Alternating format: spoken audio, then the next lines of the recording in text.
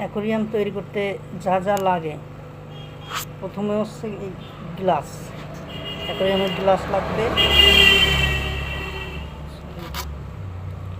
মাপ মতো, প্রত্যেকটা গ্লাস নিতে হবে।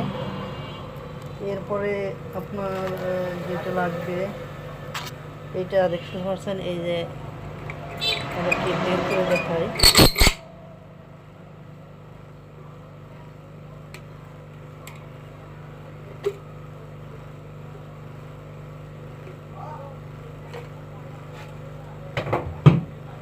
এটা হচ্ছে আঠা, মুখটা ফেটে গেছে, অনেকখানি আটা বের হয়ে আসছে। এই যে আঠা, এই আঠাটা